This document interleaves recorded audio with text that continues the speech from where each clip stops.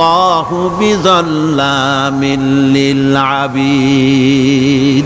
আল্লাহ রাব্বুল আলামিন তার বান্দার উপর জুলুম করেন না। সুবহানাল্লাহ কোন। এই মাসটার নাম কি?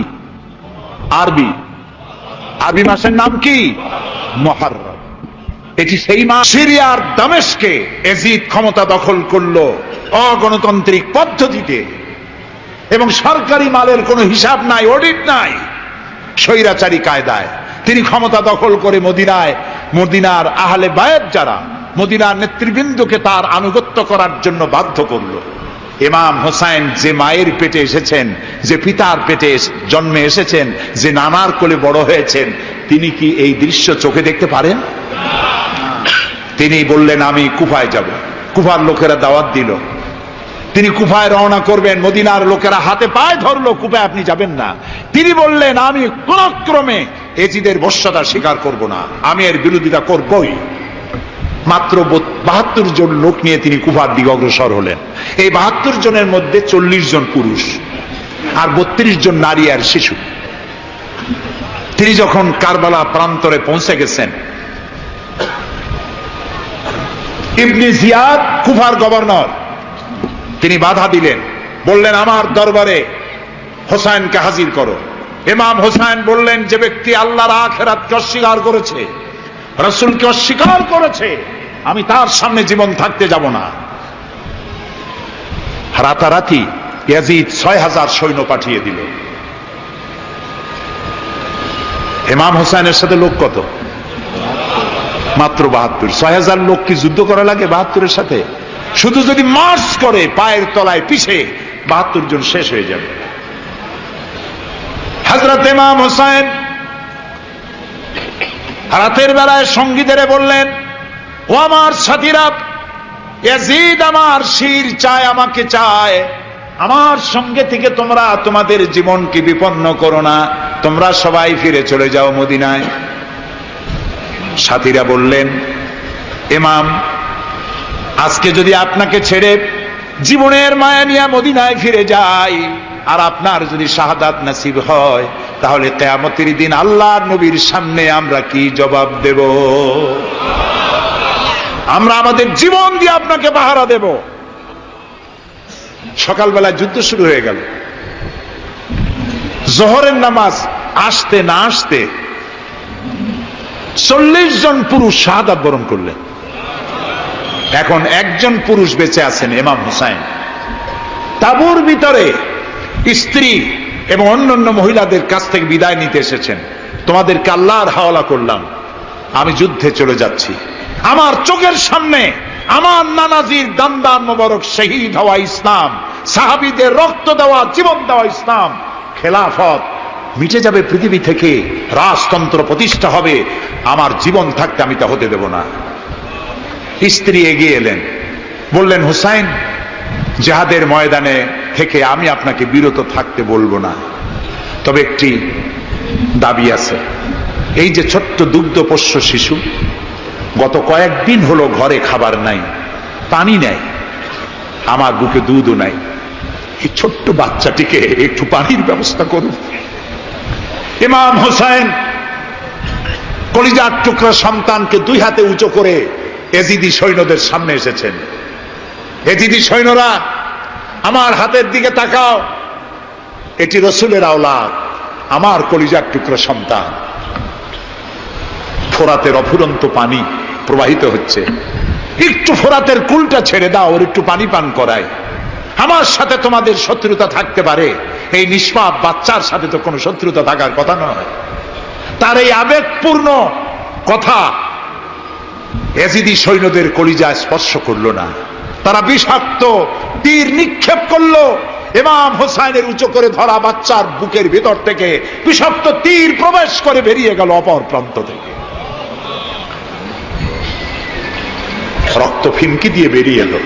ইমাম হোসাইন দুই হাতে আজলা ভরে সেই রক্ত চেহারায় মাখতে লাগলেন আর বললেন, কলিজার টুকরা সন্তান, সালেহ আলাইহিস সালামের উটনির রক্তের চাইতে তোমার রক্ত পবিত্র। হযরত সালেহ আলাইহিস সালামের চাইতে রাসূলুল্লাহর মর্যাদা অনেক বেশি, তুমি তার আওলাদ। বাচ্চাকে কোলে করে নিয়ে স্ত্রীর কাছে গিয়ে বললেন, স্ত্রী, এই নাও তোমার বাচ্চা, ঠান্ডা হয়ে গেছে। এমন পানি পান করেছে কিয়ামত পর্যন্ত পানি পানি বলে তোমারে আর বিরক্ত করবে না। ইমাম হোসেন লড়াই করলেন ময়দানে, বহু সংখ্যক সৈন্য হতাহত করে ফোরাতের কুল উন্মুক্ত করে ঘোড়ার পৃষ্ঠ থেকে নেমে এক আজদা পানি তুলেছেন, পানি পান করবেন।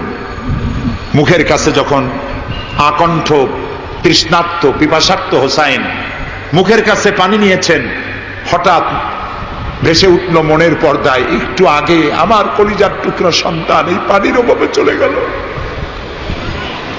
40 জন মানুষ বিদায় হলো, এক ফোঁটা পানি দিতে পারলাম না, এই পানি আমি কেমনে খাই? হাতের থেকে পানি পড়ে গেল। অশ্বের পৃষ্ঠে আরোহণ করলেন, চতুর্দিক থেকে তীর আর তরবারি আসতে লাগলো। ইমাম হোসেন বললেন, থামো, একটু থামো, তোমরা কাকে তীরবিদ্ধ করছো? আমি কি তোমাদের রসুল মুহাম্মদ সাল্লাল্লাহু আলাইহি সাল্লামের নাতি নই? আমি কি তোমাদের রসুলের কলিজার টুকরা মা ফাতেমার নয়নের মণি নই? কেমন করে আমার গায়ে তোমরা তীর মারো? উম্মে সালমা, আমাদের মা উম্মে সালমা রাদিয়াল্লাহু তাআলা আনহা, সকাল বেলায় 11ই মুহররম সকাল বেলায় তিনি ঘরে বসে কাঁদতেছেন। কয়েকজন প্রতিবেশী মহিলা এসে বলছেন, মা আপনি কাঁদেন কেন? তিনি বলছেন, আজকে রাত্রে আমি স্বপ্নে দেখেছি রাসূলুল্লাহ আমার বাড়ি এসেছেন। আমি দেখতে পেলাম আল্লাহ রসুলের চোখ দিয়ে পানি পড়ছে, দাড়ি মোবারক ধুলা মাখা, বুক কাটা বলি। আমি জিজ্ঞেস করলাম, ইয়া রাসূলুল্লাহ আপনি কাঁদেন কেন? মুখখানা মলিন কেন? দাড়ি মোবারকে ধুলাবালি কেন? রাসূলুল্লাহ বললেন, উম্মে সালমা তুমি জানো না আমি এইমাত্র কারবালা থেকে এসেছি।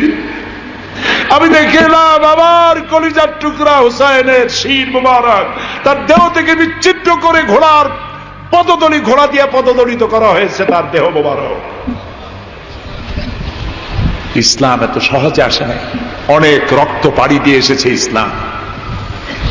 হযরতে হোসাইনের মস্তক মুবারক ইয়াজিদি সৈন্যরা একটা প্লেটে করে নিয়ে কুফার গভর্নর ইবনে জিয়াদের সামনে রেখেছে। ইবনে জিয়াদ চেয়ারে বসা, সিংহাসনে বসা, ইমাম হোসাইনের মস্তক মুবারক তার পায়ের কাছে রেখেছে। কলঙ্কিত ইতিহাস, কি করে আমি শুনাই আপনাদেরকে? ইবনে জিয়াদ চেয়ারে বসে পায়ের কাছে রাখা ইমাম হোসাইনের ঠোঁটের উপরে লাঠি দিয়ে নাড়তেছে। হযরত যায়েদ রাদিয়াল্লাহু তাআলা আনহু 80 বছর বয়স, তিনি বলছেন, ইবনে জিয়াদ এতক্ষণ যা করেছো মুখ বুজে সহ্য করেছি, কিন্তু এখন যেটা তুমি করতেছো পায়ের কাছে কার ব্যথা? তুমি যে ঠোঁটের উপরে লাঠি দিয়া নাড়তেছো, আমি যায়েদ আমি দেখেছি রাসূলুল্লাহ 1000 বার এই মুখের উপরে চুমা খেয়েছেন। তোমার বেয়াদবি বন্ধ করো। প্রিয় ভাই সব, রাজতন্ত্র নয়, পরামর্শ ভিত্তিক সমাজ ব্যবস্থা প্রতিষ্ঠার জন্য আল্লাহ তাআলা ইসলাম দিয়েছেন, দ্বীন দিয়েছেন। সেই জীবন ব্যবস্থা ইসলাম আজকে এই পৃথিবীতে মুসলমানদেরকে সন্ত্রাসী জাত হিসেবে চিহ্নিত করার জন্য, উগ্র জাতি হিসেবে, সহিংস জাতি হিসেবে, অগণতান্ত্রিক জাতি হিসেবে প্রমাণিত করার জন্য পাশ্চাত্য শক্তি তারা নবী করিম সাল্লাল্লাহু আলাইহি সাল্লামের ব্যঙ্গচিত্র এঁকে দুনিয়ায় ছড়িয়ে দিয়েছে। আজকে জুমার খুতবায় আমি কসাই মসজিদে বলেছিলাম, রাসূলুল্লাহর মাথার উপরে বোমা আকৃতির পাগড়ি বেঁধেছে, পাশে 2টা অর্ধনগ্ন মেয়ে লোক রেখেছে। নাউজুবিল্লাহ। তোদের মতো অসভ্য আছে পৃথিবীতে? ডেনমার্ক, আমেরিকা, ইউরোপ, তোমরাও কি মানুষের মতো কাজ করেছ? বিশ্ব নবী পৃথিবীতে সব দিয়েছেন, কিছু নেন নাই। তাকে অপমান করার অর্থ হচ্ছে মানব সভ্যতাকে অপমান করা। রাসূলকে অপমান করার ক্ষমতা কারো নাই। তার সম্মান পাহাড় সমান নয়, তার সম্মান আকাশ সমান নয়। রাসূলের সম্মান আল্লাহর আরশ পর্যন্ত। আল্লাহ তার আরশে আজিমে কাউকে দাওয়াত দেন নাই, বিশ্ব নবীকে দাওয়াত দিয়েছিলেন। আমি আমার বরিশালবাসীদের বলবো, মুসলমানদেরকে ধৈর্য ধারণ করতে হবে, আরো সংযমী হতে হবে। ইসলাম সর্বশ্রেষ্ঠ জীবন ব্যবস্থা। এই কল্যাণময় জীবন ব্যবস্থা প্রতিষ্ঠার জন্য এগিয়ে আসতে হবে মুসলমানদেরকে, সকলকে, হিন্দুদেরকেও। হিন্দু, বৌদ্ধ, খ্রিস্টানদের বলি, আমার প্রিয় ভাইয়েরা, আপনাদের মধ্যে আমাদের মধ্যে পার্থক্য খুবই কম। হিন্দুরা বলেন এক ব্রহ্মা, দ্বিতীয় নাস্তি, আমরা বলি লা ইলাহা ইল্লাল্লাহ, কথা প্রায় কাছাকাছি। আপনারা পুনর্জন্মে বিশ্বাসী, আমরা পুনরুত্থানে বিশ্বাসী। এই কোরআন শুধু মুসলমানদের জন্য নয়। আপনার ইসলাম কবুল করা লাগবে না। আমি ইউরোপ, আমেরিকা, অস্ট্রেলিয়া, আফ্রিকায় যখন অমুসলিমদের মধ্যে বক্তৃতা করি তখন বলি আপনাদের মুসলমান হওয়া লাগবে না, যে ধর্মে আছে সে ধর্মে থেকেই যদি কোরআন বর্ণিত আইন যদি মানেন, আপনি শান্তি পাবেন দুনিয়ায়, শান্তি পাবেন আখিরাতে। পরকালেও শান্তি পাবেন কিনা আল্লাহ ভালো জানেন, তবে দুনিয়ার শান্তি তো পাবেনই। কোরআনের আইন সকলের জন্য প্রযোজ্য। ইসলামের ব্যাখ্যা দিচ্ছিলাম, ইন্নাদ-দীনা ইনদাল্লাহিল ইসলাম। ইসলামের চাইতে কল্যাণময় জীবন ব্যবস্থা পৃথিবীতে আর নাই। বলেন সুবহানাল্লাহ। মা বোনদেরকে বলবো, আসুন ইসলামকে জানি, ইসলামকে বুঝি, ইসলামের সাথে নিজেদেরকে সম্পৃক্ত করি। এটি শুধুমাত্র নামাজ, রোজা, হজ, যাকাতের ধর্ম নয়। নামাজ, রোজা, হজ, যাকাত সহ অর্থনীতি, সমাজনীতি, রাষ্ট্রনীতি সবকিছুর সমন্বয় একটা জীবনের স্কিম, একটি পরিকল্পনা যা দিয়েছেন আল্লাহ তাআলা। সুবহানাল্লাহ বলুন। আমাদের দেশে ইসলাম এসেছে বড় বড় আলেম আর বড় বড় আল্লাহর ওলিদের মাধ্যমে ইসলাম এসেছে। হযরত খানজাহান আলী রহমতুল্লাহ আলাইহির কবর আছে না? কোথায়? বাগেরহাটে। খালি কুমির দেখেন না, ইতিহাস দেখেন। তিনি এসে, মানুষের খাবার পানি ছিল না, বড় বড় দিঘি কেটেছেন। এই ছিল তাদের কাজ। দিঘি কেটেছেন, পুকুর করেছেন, রাস্তা করেছেন, মসজিদ করেছেন। হযরত শাহজালাল রহমতুল্লাহ আলাইহি গৌর গোবিন্দের বিরুদ্ধে যুদ্ধ করা লাগে নাই, শুধু আযান দিয়েছেন আর তাদের মূর্তিগুলির কম্পন শুরু হলো। গৌর গোবিন্দ দৌড়াইয়া পলাইয়াও কুল পায় নাই, বিনা যুদ্ধেই দখল হয়ে গেছে সিলেট। সুবহানাল্লাহ। তাইফের ময়দানে ক্ষতবিক্ষত শরীর, রক্ত ঝরছে আল্লাহর নবীর গা থেকে। আহারে, আমি সেই জায়গাও দেখেছি, তাইফের সেই জায়গাটাও দেখেছি যেখানে রাসূলুল্লাহ বেহুশ হয়ে পড়েছিলেন, সব থেকে বেশি রক্ত পড়েছে। রাসূলুল্লাহ যখন হুশ আসতেন, বেহুশ হয়ে গেছিলেন, ফেরেশতারা দাঁড়ায় কাঁদতেছে আর বলছে, ইয়া রাসূলুল্লাহ, আপনার এই করুণ অবস্থা দেখে আকাশের ফেরেশতারা কাঁদতেছে, আমি সহ্য করতে পারছি না। জিবরাইল বলছেন, আমি হুকুম চাই, আপনি আমাকে হুকুম দেন, দুটা পাহাড় মিলায় দিয়া সব কাফের পিছে শেষ করে দেই। আল্লাহর নবী বলেন, জিবরাইল, আমি যদি হুকুম করি, আমার হুকুমে যদি দুই পাহাড় দিয়া মানবগুলিকে সব যদি পিছে মেরে ফেলে দাও, একটা কাফেরও যদি না বাঁচে, তাহলে কার কানে আমি পৌঁছাবো লা ইলাহা ইল্লাল্লাহু মুহাম্মাদুর রাসূলুল্লাহ।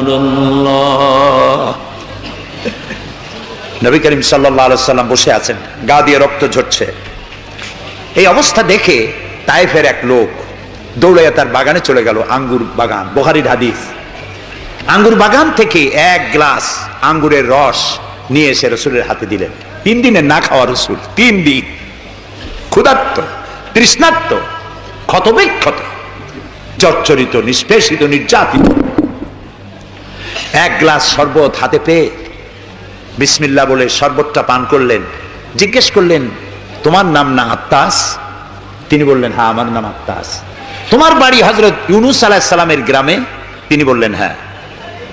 তো আপনি কি করে জানলেন আমার নাম আত্তাস আর আমার বাড়ি ইউনূস আলাইহিস সালামের গ্রামে? নবী করিম সাল্লাল্লাহু আলাইহি সাল্লাম বললেন, আত্তাস, ইউনূস আলাইহিস সালাম নবী আর আমিও নবী, এক নবীর খবর আরেক নবীর কাছে থাকে। এক গ্লাস শরবত পান করে দুহাত উঁচু করলেন। নবীর চোখ থেকে দরদর করে পানি পড়ছে। তিনি বলছেন, রব্বুল আলামিন, এই তায়েফবাসী ওরা বোঝে নাই যে আমি তোমার নবী, ওরা বুঝতে পারে নাই যে আমি তোমার রাসূল, ওরা না বুঝে আমাকে ক্ষতবিক্ষত করেছে। আল্লাহ, তুমি এর জন্য তায়েফবাসীদের উপরে গজব দিও না, তুমি শান্তি দাও, হেদায়েত দাও। দুনিয়ার সকল নবী কোন কোন ক্ষেত্রে অধৈর্য হয়েছেন, নবী করিম সাল্লাল্লাহু আলাইহি ওয়াসাল্লাম কখনো অধৈর্য হন নাই। প্রিয় ভাই সব, সুলাইমান আলাইহিস সালাম রাষ্ট্র পেয়েছেন, পিঁপড়ার ভাষা বোঝেন। কার ভাষা? পিঁপড়ার রাজা আছে না, চেনেন পিঁপড়ার রাজা? মাঝে মধ্যে পরিচয় করেন পিঁপড়ার রাজা কারা। মাথাটা মোটা, পিঁপড়ার রাজা আমরাও বলি। পিঁপড়ার রাজাকে হাতে নিয়েছেন, ডান হাতে। সূরা আন-নামলে আল্লাহ তাআলা বলছেন, পিঁপড়া কথা বলতেছে। পিঁপড়া বলছে তার দলবলকে, সুলাইমান আলাইহিস সালাম আসতেছে তার সৈন্য সামন্ত নিয়ে, পায়ের তলায় পিষ্ট হয়ে মরে যাবি, সব গর্তে লুকা। তিনি পিঁপড়া হাতে নিয়ে কথা বলতেছিলেন পিঁপড়ার সাথে। সুলাইমান আলাইহিস সালাম কথা বলছেন পিঁপড়ার সাথে। এখন পিঁপড়ার ভাষা আমি বুঝি, এতে একটা অহংবোধ সৃষ্টি হতে পারে। পিঁপড়ারও ভাষা আমি বুঝি। নবুয়তের শান দেখুন, পিঁপড়ার ভাষা বুঝতেছেন, সেখানে তিনি বিনয়ী হয়ে গেলেন আল্লাহর সামনে। তিনি বললেন, রব্বি আউজি'নি আন আশকুরা নি'মাতাকা আল্লাতী আন'আমতা আলাইয়া ওয়া আলা ওয়ালিদাইয়া। আয় আল্লাহ তাআলা, তুমি আমাকে ওই পরিমাণ শুকর আদায় করার তৌফিক দাও আমাকে, যে পরিমাণ নিয়ামত তুমি আমাকে দান করেছো। ওয়া আলা ওয়ালিদাইয়া, এবং আমার মা বাবার প্রতি যতটা নিয়ামত তুমি আমাকে দিয়েছো।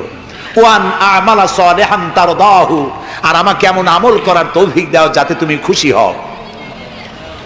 ওয়াদখিলনি বিরাহমাতিকা ফি ইবাদিকা সালিহিন, আর আল্লাহ আমাকে ইবাদে সালেহের মধ্যে শামিল করে দাও। সুবহানাল্লাহ।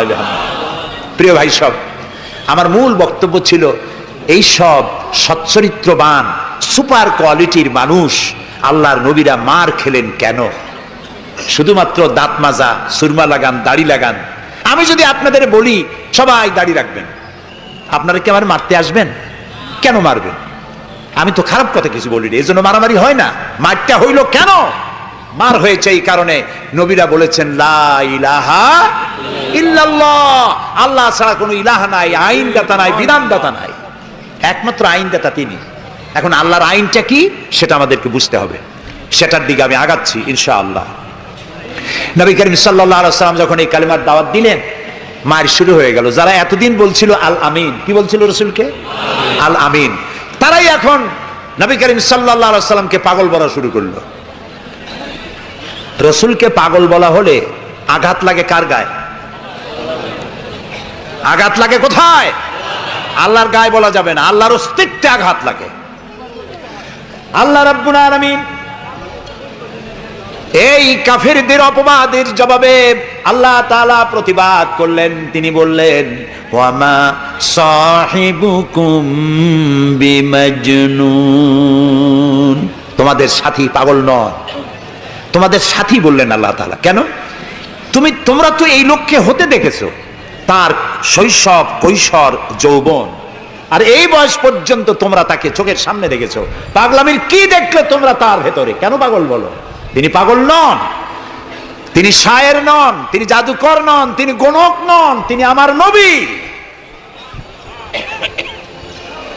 প্রিয় ভাই সব, মুসলমানেরা মার খাচ্ছে, পালিয়ে বেড়াচ্ছে। বুখারী শরীফে এসেছে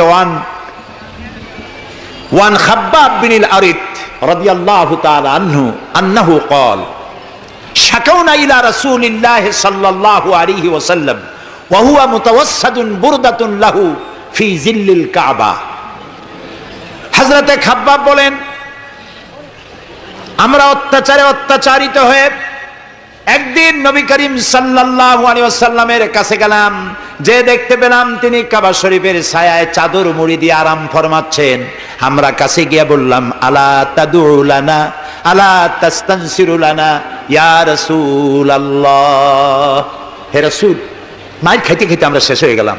আমাদের মুসলমানদের উপরে আগুন চাপা দেওয়া হচ্ছে, পাথর চাপা দেওয়া হচ্ছে, বেলালকে উটের পায়ের রশিতে বেঁধে উট তাড়ানো হচ্ছে। ক্ষুধার জ্বালায় শেষ হয়ে গেলাম, ঘুমাইতে দেয় না, মাইরে অস্থির হয়ে গেলাম। হে রাসূল, আপনি কি আল্লাহর কাছে আমাদের জন্য দোয়া করবেন না? আপনি কি আমাদের জন্য আল্লাহর কাছে সাহায্য প্রার্থনা করবেন না? বুখারীর হাদিস। রাসূলুল্লাহ উঠে বসলেন, বললেন, ও খাব্বাব, তোমাদের আগে এই পৃথিবীতে যারা এসেছিলেন সেই সমাজের সমাজপতিরা কলেমার দাওয়াত দেওয়ার অপরাধে তাদেরকে ধরতো। ফায়ুখাজুর রাজুলু ফায়ুহফারু লাহু ফিল আরদ, তারা তাদেরকে ধরতো আর তাদের জন্য গর্ত খনন করত। ফায়ুজালু ফিহা, এরপরে সেই গর্তের ভিতরে তাকে কোমর পর্যন্ত গেড়ে দিত। সুম্মা ইউতা বিল মানশার, এরপরে করাত আনা হতো। ফায়ুদাউ আলা রাসিহি, এরপরে করাত তার মাথার উপরে রাখা হতো। ফায়ুজালু নিসফাইন, এরপরে করাত দিয়ে চিরে জীবন্ত মানুষকে দুই টুকরা করে ফেলে দেওয়া হতো। মা ইয়াসুদ্দুহু যালিকা আন দীনি, এত বড় অত্যাচারের পরেও সে যুগের একজন মুসলমানকেও আল্লাহর দ্বীনের পথ থেকে এক চুলও তারা সরাতে পারে নাই। রাসূলুল্লাহ বলছেন ওয়াল্লাহি ওয়াল্লাহি, ও খাব্বাব আমি আল্লাহর নামে কসম করছি। কে বলছেন? রাসূলুল্লাহ কসম করছেন, আমি আল্লাহর নামে শপথ করছি, লা ইউতাম্মান্নাল্লাহু হাদাল আমরা হাত্তা ইয়াসিরুর রাকিবু মিন সানা ইলা হাদরামাউত। সেদিন বেশি দূরে নয়, যেদিন ইয়েমেনের রাজধানী সানা থেকে সুন্দরী যুবতী নারীরা তাদের যৌবনের পসরা নিয়ে, সওদাগারেরা তাদের সম্পদ নিয়ে সানা থেকে রওনা করে সহস্র মাইল পাড়ি দিয়ে সৌদি আরবের হাজরামাউত পর্যন্ত পৌঁছে যাবে রাত এবং দিনে পায়ে হেঁটে। লা ইয়াখাফু ইল্লাল্লাহ, আল্লাহ ছাড়া কোনো ভয় তাদের অন্তঃকরণে থাকবে না। আবিযুবা আলা গানামি, তবে হ্যাঁ এটা ঠিক, লা ইয়াখাফু ইল্লাল্লাহ যদি বলা হয় আর কিছু না বলা হয়, তাহলে তো বোঝা যাবে যে বাঘ এবং সিংহরও ভয় থাকবে না। নবীর কথায় কোনো ফাঁক থাকে না, আল্লাহর কথাও ফাঁক থাকে না, নবীর কথায়ও ফাঁক থাকে না। একজন ইলেম কালাম কম যখন ওয়াজ করতে যাইতো, লক্ষ্য করতো যে সেখানে কোনো আলেম আছে নাকি। আলেম থাকলে অল্প কথা বলে শেষ করে দিত। তা আলেম আছে কিনা এটা পরীক্ষা করার জন্য বলছে যে ভাইরা আমি আজকে একটা পাতা আর ওয়াজ করব, একটা পাতা, এবং তার ব্যাখ্যা এবং বিশ্লেষণ আমি আপনাদের সামনে আলোচনা করতে চাই। জনগণ বলেন আমরাও শুনতেই চাই, বলুন পাতার ব্যাখ্যা কি। তিনি বলছেন এমন একটি পাতা, এটি যদি মাটিতে পড়ে বাঘ হয়ে যায়, আর যদি পানিতে পড়ে কুমির হয়ে যায়। একজন দাঁড়ায় বলল, হুজুর বুঝলাম এই পাতার ফজিলত এমন, মাটিতে পড়লে বাঘ হয়, পানিতে পড়লে কুমির হয়, কিন্তু পাতাটি যদি অর্ধেক মাটিতে অর্ধেক পানিতে পড়ে তাহলে কি হবে? উনি বুঝলেন যে এখানে তো আলেম আছে, কাজী আমার ওয়াজ এখানে শেষ করি। ওয়া আখিরু দাওয়ানা আলহামদুলিল্লাহি রাব্বিল আলামিন। কথার মধ্যে ফাঁক থাকলে এরকম হয়, কিন্তু আল্লাহর কথা নবীর কথায় কোনো ফাঁক নাই। লা ইয়াখাফু ইল্লাল্লাহ, আল্লাহ ছাড়া কোনো ভয় থাকবে না। কিন্তু গরু ছাগল ভেড়া নিয়ে যাইতে গেলে যদি জঙ্গলের বাঘ আক্রমণ করে, সে ভয় কি থাকবে না? আল্লাহ রাসূল ব্যাখ্যায় বলছেন লা ইয়াখাফু ইল্লাল্লাহ আবিযুবা আলা গানামি, তবে তোমার ঘোড়া, তোমার সাথের ভেড়া ছাগল পশু যদি থাকে তো তার উপরে বাঘের আক্রমণ এ ভয় থাকতে পারে, কিন্তু সম্পদ হরণ, সতীত্ব হরণ, জীবন হরণের কোনো ভয় থাকবে না, এমন সমাজ কায়েম হবে। লা ইয়াখাফু ইল্লাল্লাহ ওয়ালাকিন্নাকুম তাস্তাজিলুন, তবে তোমরা খুব তাড়াহুড়ো করছো, একটু সহ্য করো, একটু ধৈর্য ধরো। নবী করিম সাল্লাল্লাহু আলাইহি সাল্লাম একটি সুন্দর সমাজ উপহার দিলেন। আমি ইতিহাস থেকে আপনাকে শোনাতে চাই। রাসূলুল্লাহ ইন্তেকাল করেছেন, ঐতিহাসিকরা লিখছেন মদিনার এক যুবতী নারী কি সমাজ কায়েম করে গেল শোনেন। রাসূলুল্লাহ ইন্তেকাল করেছেন, ঐতিহাসিকরা লিখছেন সেই সমাজের একটি যুবতী নারী মদিনা থেকে কোনো এক আত্মীয়র বাড়ি বেড়াতে রওনা করেছেন। যেতে যেতে আত্মীয়র বাড়ি পৌঁছবার আগেই সন্ধ্যা হয়ে গেল। মনে মনে ভাবলো এখন যদি আমি কোনো পরপুরুষের সামনে পড়ি তাহলে তো আমার সতীত্ব যাবে, অলঙ্কার আদিও যাবে, সারা জীবনের লালিত সম্পদ নষ্ট হয়ে যাবে। খুব ভীত সন্ত্রস্ত পদে এগোচ্ছে, আর বাঘ দেখা হরিণীর মতো তার চোখ এদিক ওদিক তাকাচ্ছে আর হাঁটতেছে। হঠাৎ দেখে দূর থেকে তার দিকেই এগিয়ে আসছে এক যৌবন ভরা এক যুবক। যুবককে কাছে আসতে দেখে যুবতী নিজের লালিত সম্পদ, সতীত্ব আর অলঙ্কার আদি হারাবার ভয়ে মাটির উপরে বসে পড়েছে, তার রুহু গলার কাছে এসে গেছে। ঐতিহাসিকরা লিখছেন যুবকটি যুবতীর কাছে এসে দাঁড়িয়েছে। যুবতী মহিলার চোখের উপরে চোখ রেখে যুবক ছেলে বলছে, মা আমাকে দিয়ে তোমার কোনো অনিষ্ট হবে না, তুমি কোথায় যাবে আমাকে বলো, আমি পাহারা দিয়ে তোমার গন্তব্যে পৌঁছে দেব। আমার পরিচয় শোনো, আমি মুসলমান। সুবহানাল্লাহ। রাসূলুল্লাহ এই মুসলমান বানিয়েছিলেন, এই সমাজ বানিয়েছিলেন। তাই আমি আফসোস করে বলি মরা মানুষ জিন্দা হওয়ার কোন সুন্নত যদি থাকতো, আর একজন সাহাবী যদি আজ জিন্দা হতেন আর আমাদেরকে যদি দেখতেন, তাহলে চিৎকার দিয়ে বলতেন আল্লাহর কসম, রাসূলুল্লাহ দান্দার মোবারক শহীদ করে সাহাবীরা জীবন দিয়ে যে মুসলমান বানিয়ে রেখে গিয়েছিলেন, আল্লাহর কসম এগুলো সেই মুসলমান না। আমাদের চরিত্র এই পর্যায়ে পৌঁছে গেছে। রাসূলুল্লাহ সাল্লাল্লাহু আলাইহি ওয়াসাল্লাম ইসলাম দিয়ে মানুষকে একটি সুন্দর সমাজ দিয়েছেন। ইসলাম মানেই শান্তি। বলেন তো ইসলাম মানে কি? বলেন না, অর্থ কি? শান্তি। তবে শর্ত সাপেক্ষে, যারা আনুগত্য করবে তাদের জন্য শান্তি। আমরা একজন আরেকজনের সঙ্গে দেখা হলে কি বলি? আসসালামু আলাইকুম। যারা প্রত্যেক দিন প্রতি মুহূর্তে একজন আরেকজনকে সালাম দেয়, সেই জাতি কোনোদিন সন্ত্রাসী হতে পারে? আসসালামু আলাইকুম, আপনি বললেন ওয়ালাইকুম আসসালাম।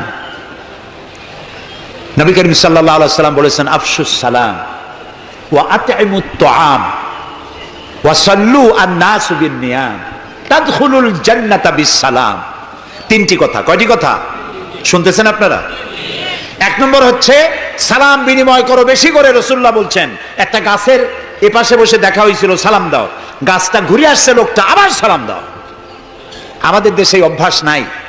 সব বসেরা চায় আমার অধীনস্থ লোকেরা আমারে সালাম দিক। রাসূলুল্লাহ তার স্ত্রীকে সালাম দিতেন।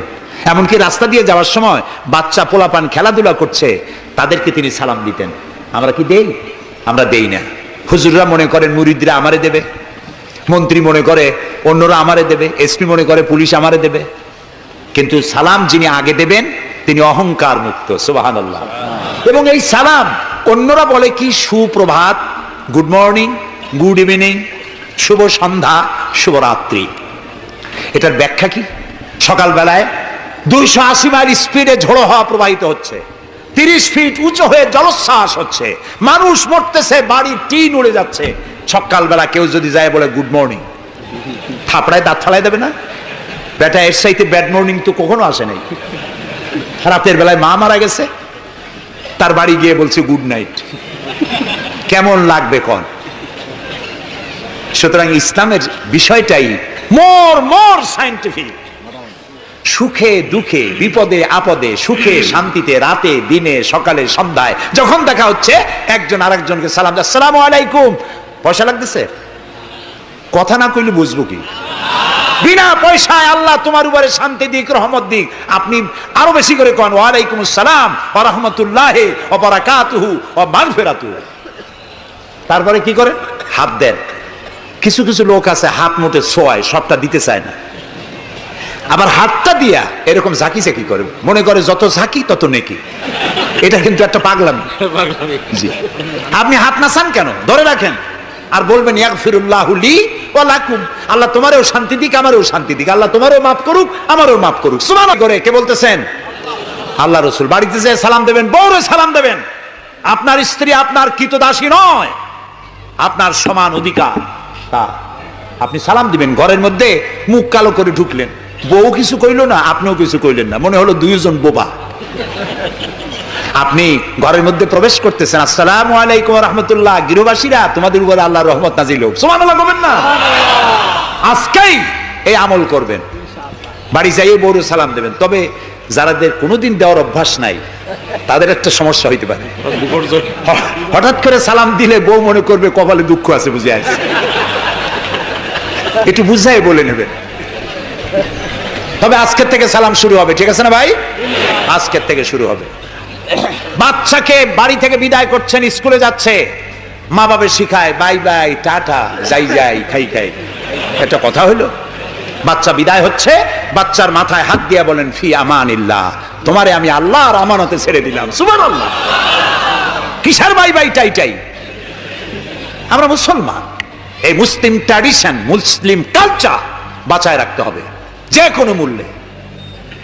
ছেলেদের নাম রাখতে গিয়ে মন্টু, বল্টু, সেন্টু, ডবলু, আকাশ খাতুন, বাতাস বেগম, একটা নাম হইল। আচ্ছা ভাই, আপনি লক্ষ্য করেন তো, পৃথিবীতে কোন ইতিহাস সৃষ্টিকারী মানুষ বল্টু আর মন্টু জাতীয় নাম আছে? পৃথিবীর কোন আলেম, হযরত মাওলানা বল্টু সাহেব এখন ওয়াজ করবেন? এই যে মাজার দেখতে পান, ইনি হচ্ছেন হযরত পীর বুজুর্গ খানানে খানান, সিরাজুস সালিকিন, মিসবাহুল আরিফিন, হযরত মাওলানা সেন্টুর রহমাতুল্লাহ আলাইহির মাজার আছে? এরকম নাই। আপনি নাম যত খারাপ রাখবেন, আপনার সন্তান গুন্ডা হবে, বদমাশ হবে, চাঁদাবাজ হবে, জিনাকার হবে। নাম রাখবেন মুসলমানি নাম, ভালো ভালো নাম, আরবি নাম। আলেমদের কাছে জিজ্ঞাসা করে নাম রাখবেন যে এই নামটা কি রাখবো আর নামের অর্থটা কি। আন্দাজে আবার নাম রেখেন না। কুয়েত এয়ারপোর্টে একদিন বাংলাদেশের একজনের পাসপোর্ট দেখে পুলিশেরা হাসাহাসি করতেছে। কারণ কি? কারণ হলো পাসপোর্টধারী যিনি, তার নাম হলো জামাল মিয়া, আর পিতার নাম হলো তরিক মিয়া। জামাল শব্দের অর্থ হচ্ছে উট, আর জামাল মিমে আলেফ দিয়ে যদি হয় তাহলে হয় সৌন্দর্য। এখন জামাল মানে উট, মিয়া মানে 100, ওর নাম 100 উট। আর তরিক মানে রাস্তা, মিয়া মানে 100, ওর নাম 100 উট আর ওর বাপের নাম 100 রাস্তা। 100 রাস্তার ছেলে 100 উট। তা খালি আরবি রাখলে তো হবে না, নামে আরবির অর্থ কি? জি, অর্থবোধক নাম রাখতে হবে। তাহলে আমি বলতেছিলাম রাসূলুল্লাহর হাদিস, প্রথমে দিবেন সালাম, আফশুস সালাম ওয়া আতইমুত তাআম, গরিব মিসকিনদেরকে দাওয়াত করে খাওয়াবেন, বন্ধু বান্ধবদের দাওয়াত দিয়ে খাওয়াবেন। খাওয়া খাওয়াইতে কিন্তু মহব্বত বাড়ে, চক্ষু লজ্জার সৃষ্টি হয়। খালি অপরের পয়সা দিয়ে রিক্সায় চড়বেন, রিক্সা দুইজন উঠলো, একজন নামে হেঁটে চলে গেল, একসাথে দুইজনে খাইলো, আর একজনে খেলাল করতে করতে বাইরে গেল, পয়সাও দিব।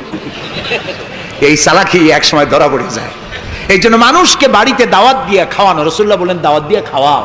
তাহাদ্দু তাহাব্বু, হাদিয়া দাও, মহব্বত বাড়বে। কারো অসুখ হয়েছে, তার বাড়িতে একটু আঙ্গুর নিয়ে যাও, একটু কমলা নিয়ে যাও। তোমার শত্রু যদি হয়, চক্ষু লজ্জার সৃষ্টি হয়ে যাবে। কান্নাহু ওয়ালিয়ুন হামিম, দেখা যাবে সে চরম দুশমন ছিল, সে তোমার বন্ধু হয়ে গেছে। সুবহানাল্লাহ বলবেন না? ওয়াসাল্লু আন-নাসু বিন-নিয়াম। আর 3 নম্বরে, মানুষ যখন ঘুমায় থাকে তখন তুমি নামাজ পড়ো। কোন সময়? কোন তো? ও, তাও তো আপনারা জানেন, মধ্যরাতের পরে যখন মানুষেরা ঘুমায় থাকে তখন তুমি নামাজ পড়ো। এ রাত্রে কেন?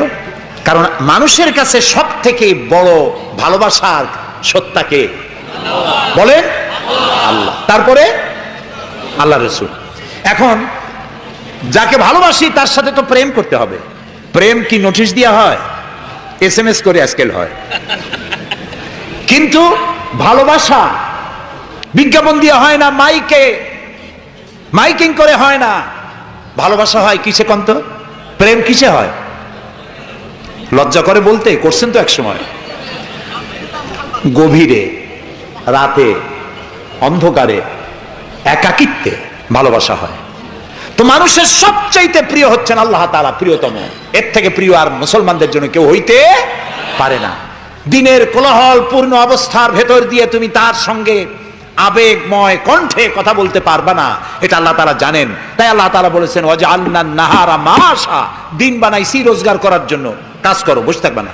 ফাইজা কুদিয়াতিস সালাত ফান্তাশিরু ফিল আরদ, নামাজ পড়া হয়ে গেছে, মসজিদে বসে থাকতে পারবা না। অভিশাপ, জোহরের নামাজে রক্ত হয়েছে, অফিস বন্ধ করে নামাজ পড়ো, জোহর পড়ো, সুন্নত পড়ো। নফল পড়তে পারবা না জোহরের সময়, তাসবিহ পড়তে পারবা না, কারণ এই তাসবিহ পড়ে নফল পড়ে সময় নষ্ট করে পূর্ণ বেতন নিলে বেতন হালাল হবে না। মেডিকেল নিয়ে সুস্থ মানুষ সেলা দিতে যাবা, পয়সা হারাম, নেক পয়সা হবে না, হালাল পয়সা কামাই দিতে হবে। সেল্লার নাম বললাম বলে তাবলিগি ভাইরা অসন্তুষ্ট হবেন না, একটা দৃষ্টান্ত দিলাম। আমি তাবলিগি ভাইদেরকে শ্রদ্ধা করি, সম্মান করি, তারাও দ্বীনের কাজ করছে। সুতরাং মসজিদের ভেতরে আপনি নামাজ পড়ে আল্লাহ তাআলা বলছেন কি শোনেন, ফরজ, ফাইজা কুদিয়াতিস সালাত ফান্তাশিরু ফিল আরদ, নামাজ পড়া হয়ে গেছে, বেরিয়ে যাও। কোথায় যাও? দুনিয়ায় যাও, হাটে যাও, বাজারে যাও, কলেজে যাও, কারখানায় যাও, আদালতে যাও, শিক্ষা প্রতিষ্ঠানে যাও, চাষ করতে যাও। যাইয়া কি করো? আবতাগু মিন ফাদলিল্লাহ, আর আমার রিজিক, আমি যে তোমারে অনুগ্রহ করেছি, রিজিক দিয়েছি, ওই রিজিক তালাশ করে আনো। সুবহানাল্লাহ। প্রিয় ভাই সব, হযরত ওমর রাদিয়াল্লাহু তাআলা আনহু মসজিদের ভিতরে দেখলেন কিছু লোক বসা, জোহরে দেখলেন, আসরে দেখলেন, মাগরিবে দেখলেন, এশায় দেখলেন। পরের দিন ফজরের সময় সেই একই জায়গায় কয়েকটা লোক, একই লোক দেখে জিজ্ঞেস করলেন তোমরা কারা? বলল নাহনু মুতাওয়াক্কিলিন, আমরা আল্লাহর উপরে ভরসা করি এবং আল্লাহর উপরে ভরসা করে এখানে জিকির আজগার করি।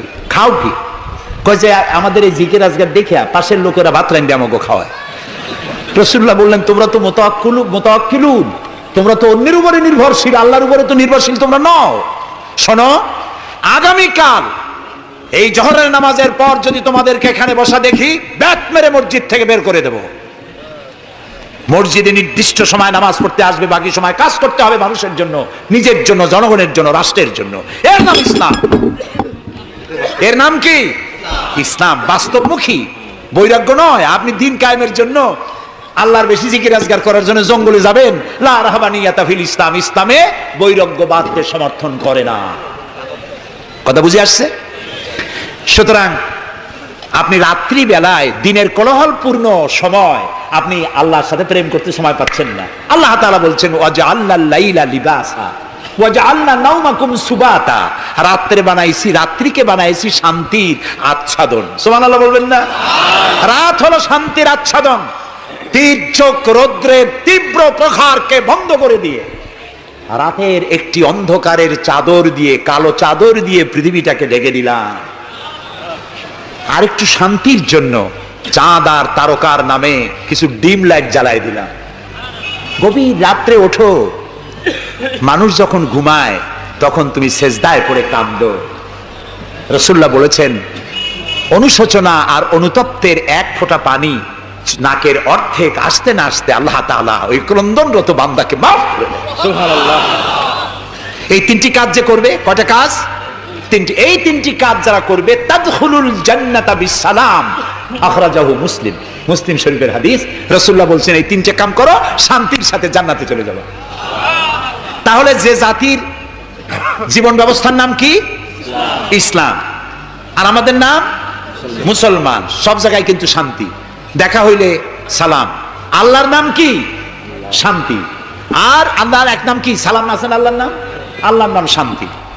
তারপরে নামাজ পড়ে শেষ করার পরই ডান দিকে বাম দিকে কি বলি? নামাজ পড়েও বলি আসসালামু আলাইকুম ওয়া রাহমাতুল্লাহ। জীবনের শেষ নামাজ কোনটা? জানাজা। তার শেষ কথা কি? আসসালামু আলাইকুম ওয়া রাহমাতুল্লাহ। এরপরে মুমিনদের লাস্ট ডেস্টিনেশন দারাকা দারাস সালাম। শেষ জায়গা কোথায়? জান্নাত। এই যাদের ধর্ম, এই যাদের দিন, এই যাদের জীবন ব্যবস্থা, সেখানে আল্লাহর আইন প্রতিষ্ঠার নামে বোমা মারা লাগবে?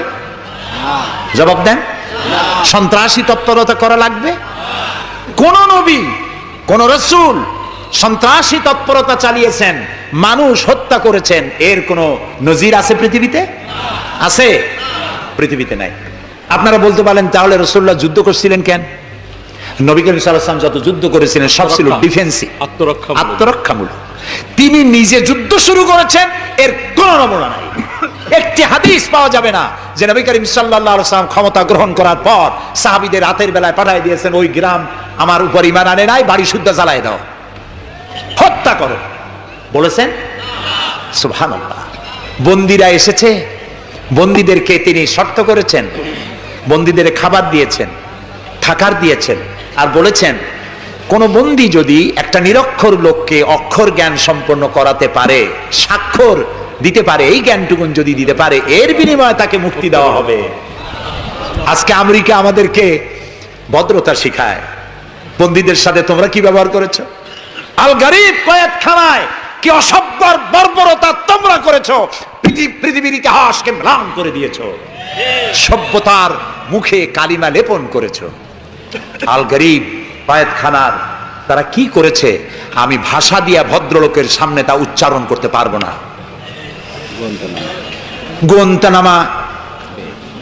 গোয়েন্তানামা বেতে, যেটা পৃথিবীর নরক বলা যায়, পৃথিবীর জাহান্নাম, মুসলমান কয়েদিদের সামনে কোরআন শরীফ খুলে কোরআনের উপরে পেশাব করেছে তারা।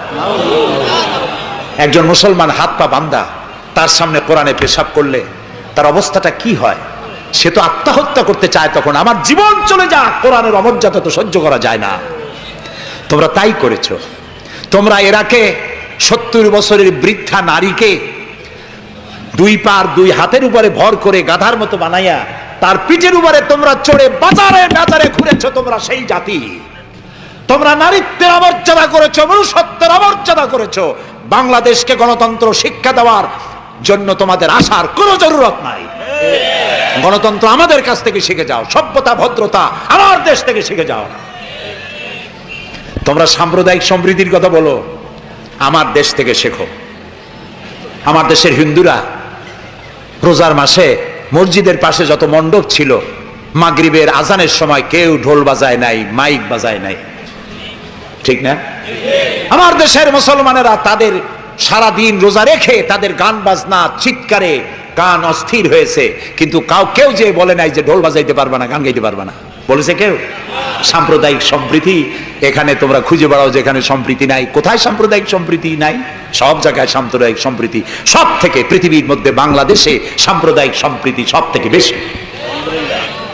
দেশের বদনাম বিদেশে গিয়ে এত বলে মানুষ, চিন্তা করতেও কষ্ট হয়। এখন ধোঁয়া তুলেছে দ্রব্য মূল্যের জ্বালায় বাংলাদেশ নাকি শেষ।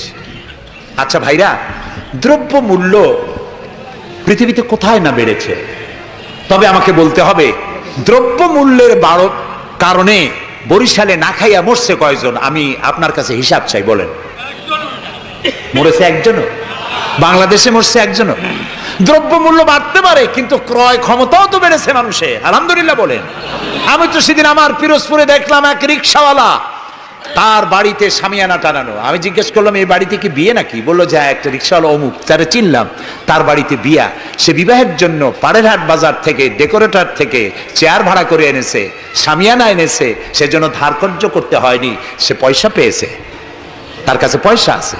বিজিডি, বিজিএফ, তারপরে বৃদ্ধ ভাতা, বয়স্ক ভাতা, এরপরে মুক্তিযোদ্ধা ভাতা, উপবৃত্তি, টিআর, কাবিখা, বিভিন্ন রকমের বিভিন্ন পদ্ধতিতে মানুষের দুয়ারে ক্রয় ক্ষমতার জন্য সরকার টাকা পৌঁছে দিয়েছে বলে।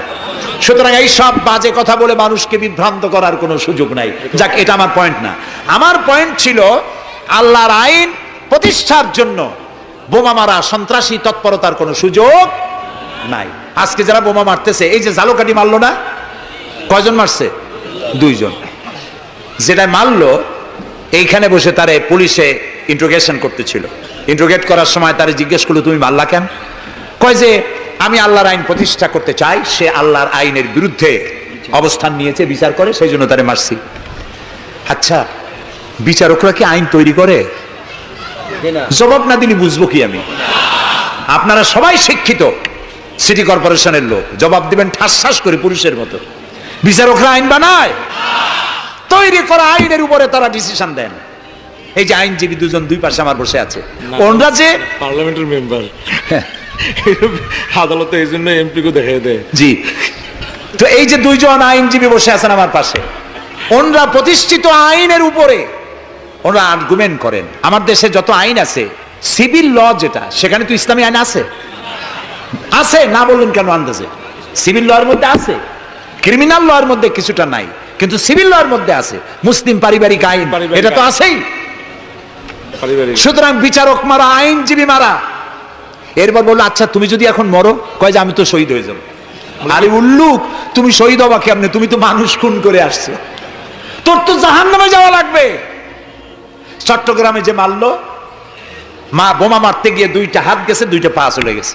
তারপরে তাকে হসপিটালে নেওয়া হয়েছে, পানি চাইছে, এক নার্স পানি দিয়েছে বাম হাত দিয়ে। সে কয় যে বাম হাতে পানি খাবো না। তুই মুসলমান? কয় যে নার্স বলছে আমি মুসলমান। বাম হাত দিয়ে পানি দিলা কেন? আমি তো মুসলমান, ডানের দিয়ে পানি দাও। আমি শুনে পরে এক বক্তৃতায় বললাম, আসছে মানুষ খুন করিয়া, ও এখন বাম হাত আর ডাইন হাত তালাশ করে। একজনের নাকি মোষ ছিল খুব বড়, আছে না এরকম কিছু মোষওয়ালা, বড় মোষ, ঠোঁট ঠোঁট ঢাকা।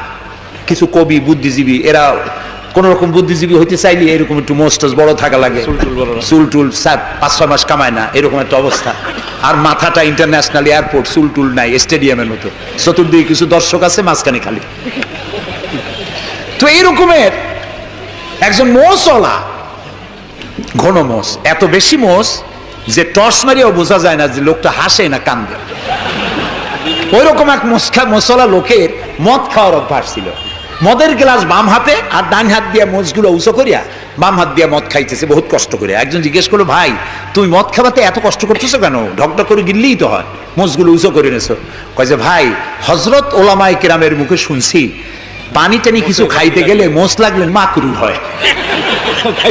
ও খাইতেছে মদ, ও মানুষ খুন করে আসছে, আর ও বলতেছে যে আমি বাম হাতের পানি খাবো না। বেটা তুই জাহান্নামে যাবি।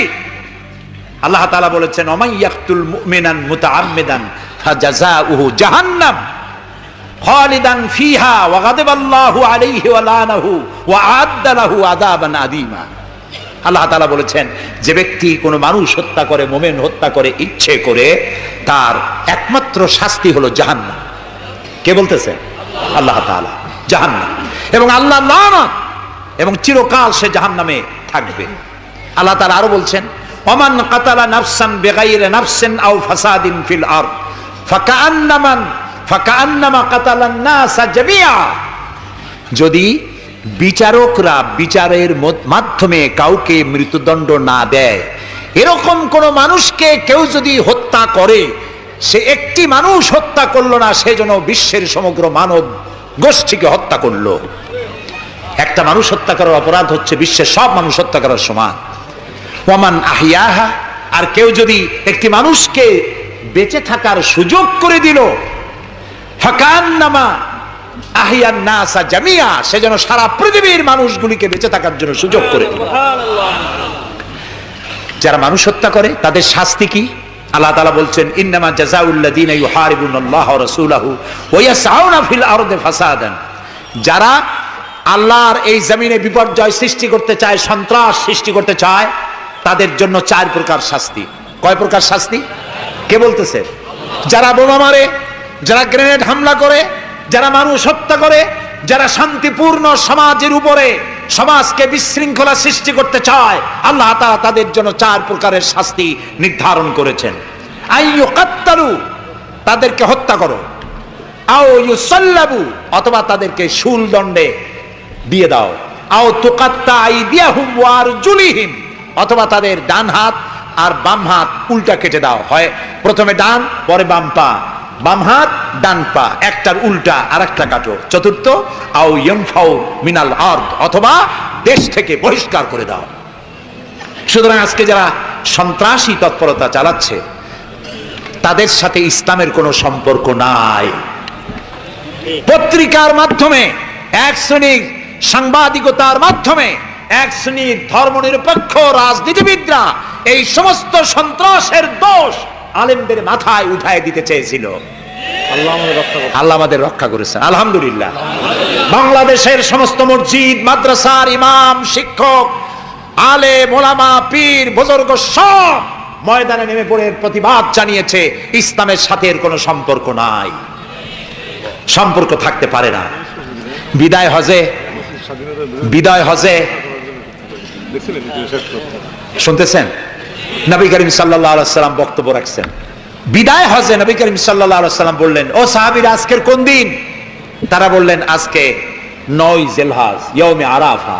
এটা কি মাস? তারা বললেন, জিলহিজ্জা, এটা জিলহজ মাস। যে ঘর তোমরা তওয়াফ করে, এই ঘরটা কার? সাহাবীরা বললেন, এটা আল্লাহর ঘর। নবী করিম সাল্লাল্লাহু আলাইহি ওয়াসাল্লাম বললেন, আজকের দিন, আরাফাতের দিন যেমন পবিত্র, আজকের মাস যেমন পবিত্র, আল্লাহর ঘর যেমন পবিত্র, তোমাদের একের রক্ত আরেকজনের কাছে সেই রকম পবিত্র। সুবহানাল্লাহ বলেন। আমাদের জাতির পিতা ইব্রাহিম আলাইহিস সালাম কি আল্লাহ রাব্বুল আলামিন অর্ডার করলেন, বললেন আসলিম, সারেন্ডার করো, আত্মসমর্পণ করো। আমার পিতা, আপনার পিতা, গোটা মুসলিম জাতির পিতা হযরত ইব্রাহিম আলাইহিস সালাম একবারও এই প্রশ্ন করলেন না, রব্বুল আলামিন কি শর্তে সারেন্ডার করব, কোন কোন ব্যাপারে সারেন্ডার করব, কোন প্রশ্ন না তুলে আল্লাহ বলেছেন আসলিম। আর সঙ্গে সঙ্গে আমাদের পিতা হযরত ইব্রাহিম আলাইহিস সালাম ঘোষণা দিলেন, আসলামতু লিরাব্বিল আলামিন। সবাই পড়েন আমার সাথে, আসলামতু লিরাব্বিল আলামিন। সারেন্ডার হয়ে গেলাম সেই মহান প্রভুর সামনে, যিনি তামাম আসমান ও জমিনের স্রষ্টা। সুতরাং এই বিনয় এবং বিনম্রতা ধর্মীয় ঈমানের একটি অঙ্গ। ধর্মীয় ঈমানের আরেকটি অঙ্গ হলো ভরসা করতে হবে একমাত্র আল্লাহর উপরে। জোরে বলেন, কার উপরে? আরো জোরে বলেন, কার উপরে? আল্লাহ ছাড়া কার উপরে বিশ্বাস ভরসা করা যাবে না। মহান আল্লাহ রাব্বুল আলামিন বলেন, আমি আল্লাহকে ছাড়া অন্য কারো কাছে যদি তোমরা ভরসা করো, আত্মসমর্পণ করো, অন্য কাউকে যদি ভরসা করো কারো কাছে, যদি তুমি নিজের জান মাল ইত্যাদি রক্ষার জন্য যদি তুমি বলো। সে দৃষ্টান্তটা হবে এভাবে, মাসালুল্লাযীনা ইত্তাখাযু মিন দুনিল্লাহি আউলিয়া কামাসালিল আনকাবুত ইত্তাখাযাত বাইতান ওয়া ইন্না আওহানাল বুয়ুতি লাবাইতুল আনকাবুত। এটা হলো সেই দৃষ্টান্তের মতো, যেমন মাকড়াসার জালের কাছে যদি কেউ আশ্রয় চায়, 10 নম্বর মহাবিপদ সংকেত দেখাতে বলা হয়েছে যখন, সেই সময় যদি ঘটিবাটি ছেলেবেলে আত্মীয় স্বজন নিয়ে মাকড়াসার জালের নিচে যদি জান বাঁচাবার জন্য কেউ আশ্রয় চায়, তাহলে এর চাইতে অসুবিধার কি হতে পারে? আল্লাহ কোরআনে বলেছেন, যাউবাত তালিবু ওয়াল মাতলুব, আশ্রয় প্রার্থী আশ্রয় প্রদানকারী দুটোই দুর্বল। ঝড় আসলে তুমি যে আশ্রয় চেয়েছো যে ঘরের কাছে, ওই ঘর তো আগে ভাঙবে ঝড় শুরু হওয়ার আগেই, সুতরাং ও তোমাকে কেমন করে আশ্রয় দিবে? আশ্রয় কেউ দিতে পারে না, ভরসা করতে হবে একমাত্র তার কাছে যিনি মূল আশ্রয় দিতে পারেন। তিনি কে? আমার ভাইয়েরা, কোরআনে কারীমের ভিতরে আল্লাহ রাব্বুল আলামিন এই কথা অনেক জায়গায় বলেছেন। তিনি বলে দিয়েছেন, হযরতে হুদ আলাইহিস সালামের ঘটনা আল্লাহ শোনাচ্ছেন। গোটা জাতি হযরত হুদের বিরুদ্ধে চলে গেল, গোটা জাতি হযরতে হুদ আলাইহিস সালামকে মারবে, ষড়যন্ত্র করা শুরু করে দিল তার বিরুদ্ধে। হযরতে হুদ আলাইহিস সালাম তিনি ভয় পেলেন না। কোরআনে কারীমের ভিতরে হযরতে হুদের কথা আল্লাহ কোট করলেন দুনিয়ার মানুষকে শোনাবার জন্য, আমাদের ঈমান বর্ধন করার জন্য আল্লাহ শুনিয়ে দিলেন। রব্বুল আলামিন বলেন, হযরতে হুদ বলে দিলেন, ফাকিদুনি জামিআন সুম্মা লা তুনজিরুন, ষড়যন্ত্র করো আমার বিরুদ্ধে, সবাই মিলে করো, একা না, সম্মিলিতভাবে আমার বিরুদ্ধে তোমরা ষড়যন্ত্র চালাতে থাকো, এবং আমাকে এতটুকু অবকাশ দিও না, একটুখানি ফুরসত দিও না, সম্মিলিতভাবে আমার বিরোধিতা করো। আমি ইন্নী তাওয়াক্কালতু রাব্বি ওয়া রাব্বিকুম, আমি ভরসা করেছি, নির্ভর করেছি সেই রবের প্রতি যিনি তোমাদেরও স্রষ্টা আমারও স্রষ্টা, এবং যার কুদরতি হাতের ভিতরে গোটা পৃথিবীর মানুষের, গোটা পৃথিবীর জীবজন্তু সকল প্রাণীর জান যার কুদরতি হাতে, আমি সেই আল্লাহর উপরে ভরসা করেছি। তোমাদের যত সম্ভব আমার বিরুদ্ধে ষড়যন্ত্র চালাও, জোরে কোন সুবহানাল্লাহ, যদ্দূর পারো আমার বিরোধিতা করো। আমার ভাইয়েরা, হযরতে হুদ আলাইহিস সালাম আল্লাহর উপরে নির্ভর করলেন। এরপরে আমরা দেখি হযরতে মূসা আলাইহিস সালাম কি কাফির বেঈমানেরা ফিরআউনি শক্তি চতুর্দিক থেকে ঘেরাও করে ফেলেছে, পালাবার কোনো রাস্তা নাই, দৌড়াবার কোনো রাস্তা নাই, 3 দিক দিয়া ঘেরাও করেছে। কে ঘেরাও করেছে? ফিরআউনি শক্তি। সামনে কি? দরিয়া। হযরতে মূসা আলাইহিস সালামের উম্মতেরা বললেন, হে মূসা, আমরা ধরা পড়ে গেছি, পালাবার কোনো পথ নাই, আমরা এখনই মরে যাব, 3 দিক থেকে আক্রান্ত হয়েছি, সামনে আত্মহত্যা করার পথ, দরিয়া যাব কই? হযরতে মূসা আলাইহিস সালাম তিনি ঘোষণা করে দিলেন, কাল্লা ইন্না মা'য়া রাব্বি সায়াহদিন, কখনোই নয়, ভয় পেও না, রব্বি সায়াহদিন, আল্লাহ অবশ্যই আমাদেরকে পথ দেখাবেন। অবশ্যই শব্দ ব্যবহার করা হয়েছে, অবশ্যই আল্লাহ আমাদের পথ দেখাবেন। সকলে পড়েন সুবহানাল্লাহি ওয়া বিহামদিহি। 3 দিকে শত্রু, একদিকে দরিয়া, পালাবার কোনো পথ আছে? সেখানেও মূসা আলাইহিস সালাম বলছেন, ভয় পেও না, আল্লাহ অবশ্যই পথ দেখাবেন। মহান আল্লাহ রাব্বুল আলামিন সত্যিই পথ দেখিয়ে দিলেন। যখন এই ধরনের দৃঢ় ঈমানের আর এ ধরনের নির্ভরতার প্রমাণ যখন মুসলমানেরা, মুমিনেরা আল্লাহর পয়গম্বর যখন দেখালেন, আল্লাহ রাব্বুল আলামিন বলেন, মূসা রে, তোমার হাতে যে লাঠি আছে, ওই লাঠি দিয়ে দরিয়ার পরে আঘাত করো। দরিয়ার উপরে তিনি আঘাত করলেন, একটা রাস্তা হয় নাই। কোরআনে কারীমের ভিতরে এসেছে, এক বাড়িতে দরিয়ার ভিতরে 12টা রাস্তা তৈরি হয়ে গেছে। 12টি রাস্তা হয়েছে। মূসা আলাইহিস সালামের উম্মতের 12টি গোত্র 12 রাস্তা দিয়ে রওনা হয়েছে। এই রাস্তা দিয়ে তারা যাচ্ছে, এবং তারা যেন ভয় না পায়, তাফসীরে এসেছে একা একই চলতে গিয়ে এই রাস্তার মানুষ অপর রাস্তার মানুষ যেন দেখতে পায় পানি কেমন স্বচ্ছ করে দেওয়া হয়েছে। আমার বন্ধুরা, হযরত মূসা আলাইহিস সালামকে আল্লাহ রাব্বুল আলামিন এমনি করে হেফাজত করলেন। জনাবে মুহাম্মদুর রাসূলুল্লাহ সাল্লাল্লাহু আলাইহি ওয়াসাল্লাম গোটা এলাকার গোটা জাতি সব গিয়েছে রাসূলের বিরুদ্ধে ক্ষেপে, তাকে মেরে ফেলবে, দুনিয়া থেকে বিদায় করে দেবে। ষড়যন্ত্র করা হলো, রাসূলের বিরুদ্ধে ষড়যন্ত্র করা হয়েছে, তাকে মারার জন্য বন্দোবস্ত করা হয়েছে। মারবে, কিভাবে মারবে তার পরিকল্পনা তৈরি হচ্ছে। লোকেরা বসে গেছে চতুর্দিকে, পরামর্শ হচ্ছে। রাসূল মদিনায় চলে যাবেন এ খবর হয়ে গেছে। প্রস্তাব আসতেছে, এক একজনে এক এক রকম বলছে। কেউ বলছে মুহাম্মদ সাল্লাল্লাহু আলাইহি ওয়াসাল্লামের নাগরিকত্ব ক্যান্সেল করে দেশ থেকে বের করে দাও। কেউ বলছে তারে জেলের মধ্যে আটকায় রাখো। কেউ সিদ্ধান্ত আসতে পারতেছে। এমন সময় বিরাট জামা কাপড়, দাড়ি টুপি, সুন্দর চেহারা নিয়ে একজন এসে হাজির। আবু জাহেল তাকে দেখে দাঁড়িয়ে গেলেন। সম্মানিত ব্যক্তি, আপনি কে, আপনার পরিচয় কি? উনি জবাব দিলেন পরিচয় পরে, আমি নাজ থেকে এসেছি, সেখানকার শায়েখ আমি। তোমরা বিপদে পড়েছো, আমি কাশফের হালতে তা জানতে পেরেছি। এই মুহূর্তে বিপদ থেকে বাঁচিয়ে দেওয়ার দায়িত্ব আমার। সবাই বলছে সাধু সাধু। কি সময় আপনি আসছেন? ওম শান্তি। আচ্ছা, আবু জাহেল বলছে কি সিদ্ধান্তহীনতায় আমরা ভুগছি বলে আপনি মনে করেন? উনি বলছেন প্রথম নম্বরের কথা হলো, তোমরা বলেছো মুহাম্মদ সাল্লাল্লাহু আলাইহি ওয়াসাল্লামের নাগরিকত্ব ক্যান্সেল করে দেশ থেকে তাড়িয়ে দিবে। তোমরা বোঝো উনি লোকটিকে? তোমরা জানো না এই লোকটির এত সুন্দর চেহারা, এত সুন্দর কণ্ঠস্বর এবং আলোচনার পদ্ধতি এত সুন্দর, যদি তোমরা দেশ থেকে বের করে দাও, যে দেশে তিনি যাবেন সেই দেশের মানুষেরা তার ব্যবহারে, তার বক্তৃতায়, তার চেহারার আকর্ষণে, তার ব্যবহারে মুগ্ধ হয়ে ওই দেশের সমস্ত জাতি তার পায়ের গোলাম হয়ে যাবে। যে দেশে যাবেন সে দেশের মানুষ তার গোলাম হবে। সুতরাং ওই দেশের মানুষ নিয়ে তোমাদের দেশে হামলা চলবে, ঠেকাইতে পারবে না। আবু জাহেল কয় সর্বনাশ, এই কথা তো আমাদের মাথায় ঢোকে নাই। কয় ঢুকবে কেন? আমি তো তোমাদের চাইতে কয়েক ডিগ্রি বড়। আচ্ছা, কয় দুই নম্বরে তোমরা বলেছো জেলে রাখবা, এ তো আরো মুসিবত। কয় কি রকম? কয় জেলের ভিতরে থুইলে, জেলের ভিতরে যত চোর আছে, ডাকাত আছে, দস্যু আছে, যত লোক আছে, এই সংক্ষিপ্ত পরিমণ্ডলে পরিসরে সমস্ত লোকগুলি মুহাম্মদ সাল্লাল্লাহু আলাইহি ওয়াসাল্লামের চেহারা দেখে, তার আলোচনা শুনে, তার ব্যবহারে সব পাগল হয়ে যাবে। ভিতরে তার কাজ করতে সুবিধা হবে। সুতরাং ভিতরে লোকগুলিও মুসলমান হয়ে যাবে, আর বাইরে তো মুসলমান কিছু আছেই, আটকাই দিলে জ্বালা বাড়বে, আরো ঠেকাইতে পারবে না। আবু জাহেল বলছে তাহলে উপায় কি? কয় একটা উপায় আছে।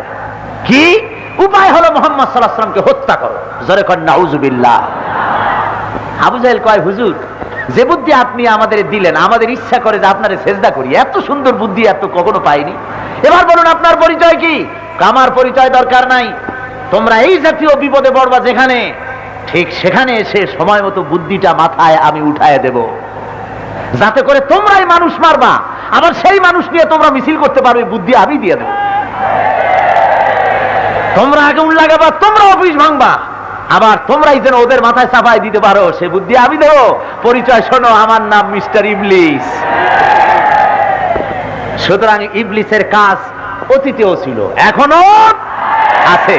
তবে ইবলিসের কাজ ইন্না কাইদা শায়তানে কানা দাঈফা। আল্লাহ বলেছেন শয়তানের চক্রান্ত আসলে দুর্বল। আসলে কি? যত বড় মশাল মিছিল হোক, যত বড় মিছিল হোক, আর যাই হোক না কেন, আল্লাহ বলেন ইন্না কাইদা শায়তানে কানা দাঈফা। শয়তানের চক্রান্ত আসলেই দুর্বল।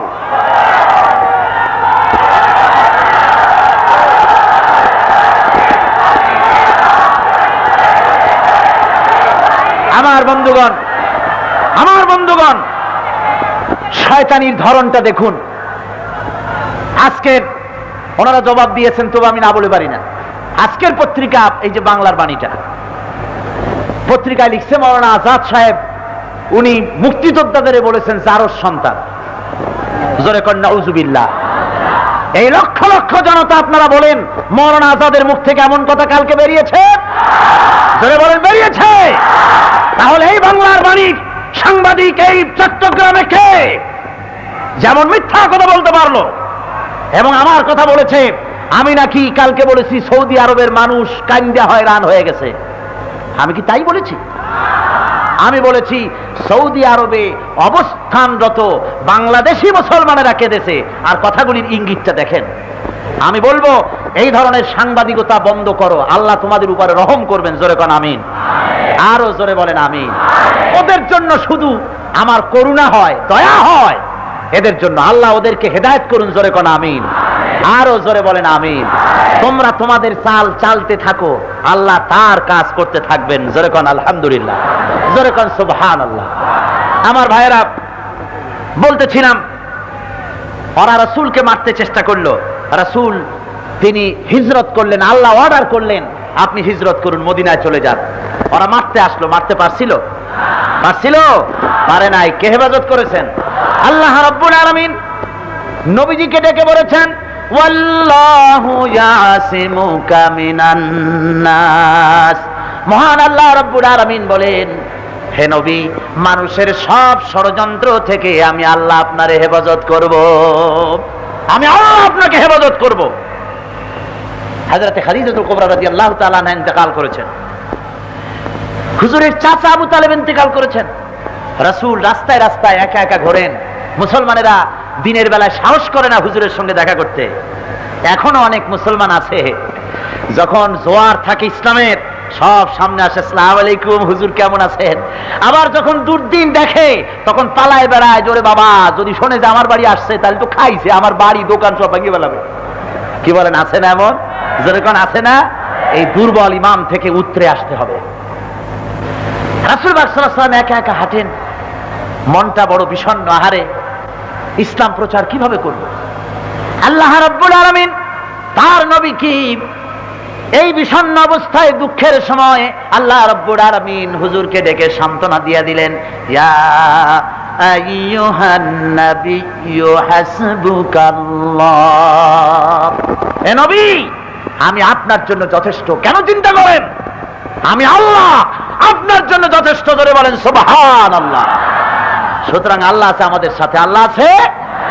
আমার ভাইয়েরা, আল্লাহ রাব্বুল আলামিন তার হাবিবকে হিজরতের অর্ডার দিলেন, তিনি হিজরত করলেন আর গুহার মধ্যে গিয়া লুকালেন।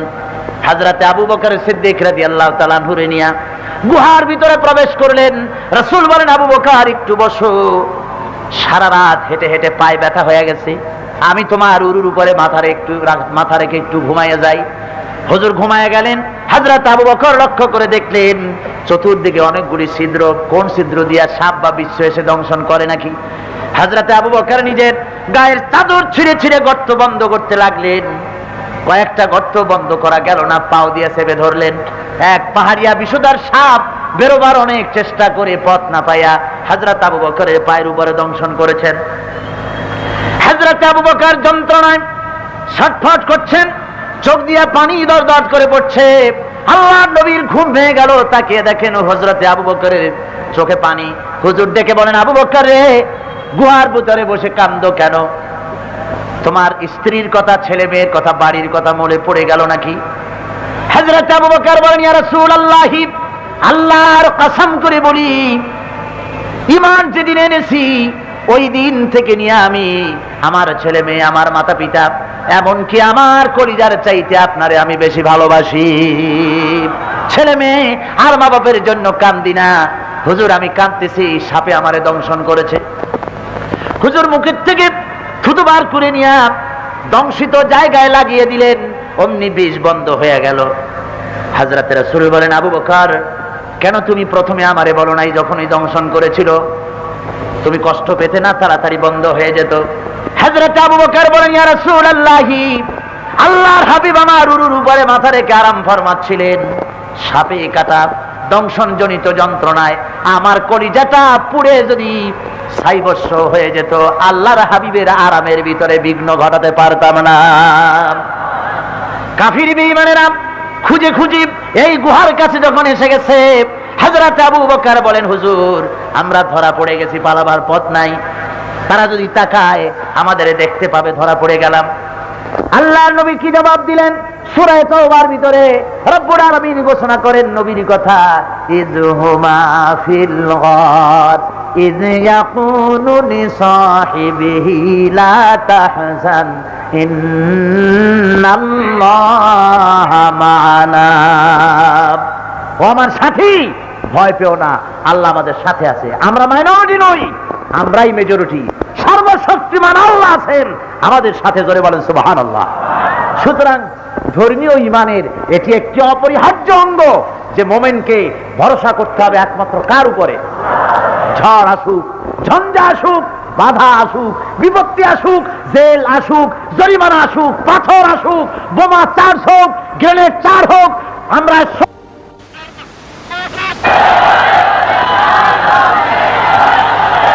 আমার বন্ধুগণ আল্লাহর উপরে নির্ভরতা এটি অন্যতম কোয়ালিটি এরপরে আল্লাহ রাব্বুল আলামিনের এই ধর্মীয় ঈমানের আরেকটি অপরিহার্য গুণ যেটা তৈরি হয়ে যায় মুমিনের হওয়া উচিত সেটা হলো নৈতিক সংশোধন চারিত্রিক উন্নতি আত্মার পবিত্রতা এবং কর্মে পরিশুদ্ধি তার গ্রহণ করতে হয় মুমিন ব্যক্তি যেহেতু সে ঈমানদার তার পারস্পরিক লেনদেন হবে অত্যন্ত সুন্দরভাবে আইনের প্রতি শ্রদ্ধাবোধ তার ভিতরে বাড়বে সে ওজনে কম দিবে না মুমিন ব্যক্তি এই জন্য আল্লাহ বলছেন যে লাইসাল বিররা আন তুআল্লু ওয়ুজুহাকুম কিবালাল মাশরিক ওয়াল মাগরিব পূর্ব পশ্চিমে সেজদা দিলেই কিন্তু নেককার আর পুণ্যবান হওয়া যায় না নেককার পুণ্যবান হওয়ার জন্য আপনি নামাজও পড়বেন আবার এদিকে ওজনেও কম দেবেন খাদ্যও ভেজাল দেবেন এটা মুমিন হওয়ার লক্ষণ না দেখেন না ভেজালের কায়দাটা কি হ্যাঁ সরিষার তেলের মধ্যে সোয়াবিন বা বাদাম তেল মিশাইয়া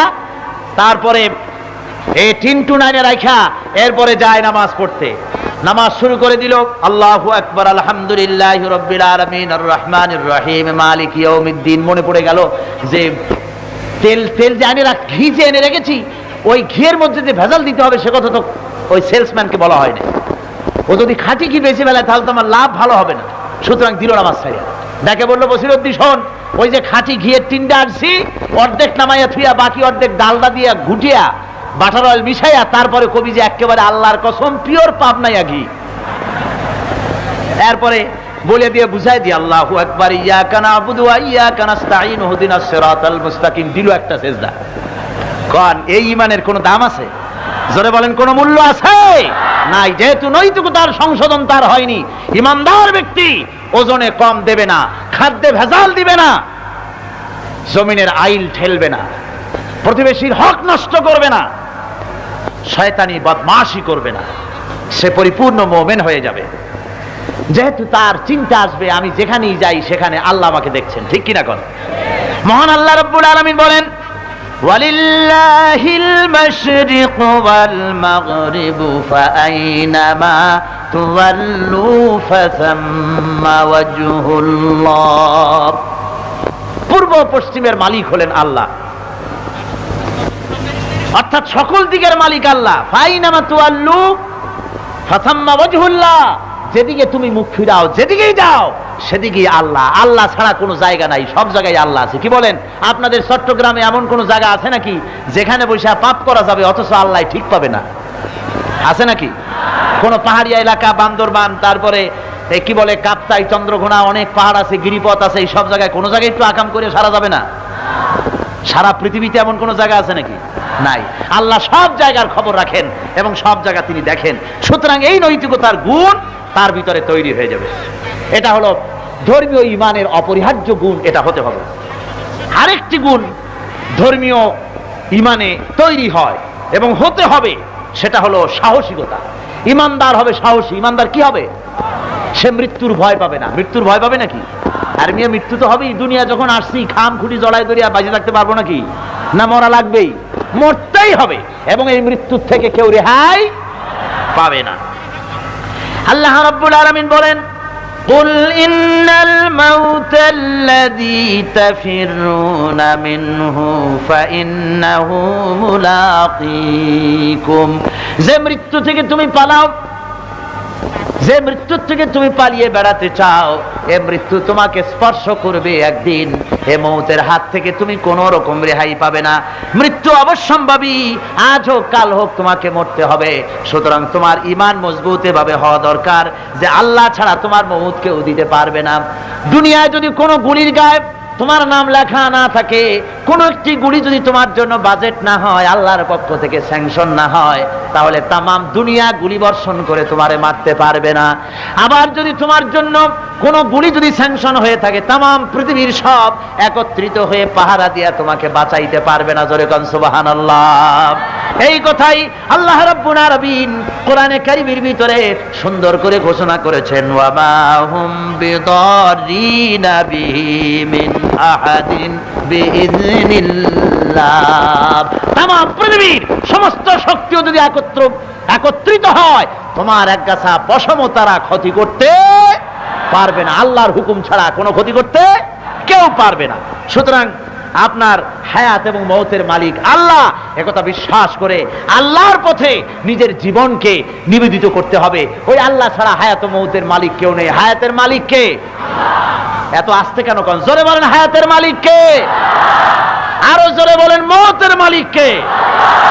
সুতরাং হায়াত এবং মওতের মালিক যিনি, সেই আল্লাহ রাব্বুল আলামিনের উপরে ঈমান মজবুত হয়ে যায় মুমিনের। আল্লাহ ছাড়া কেউ কাউর আপনার কোনো ক্ষতি কেউ করতে পারে না, আপনার ধ্বংস কেউ আনতে পারে না।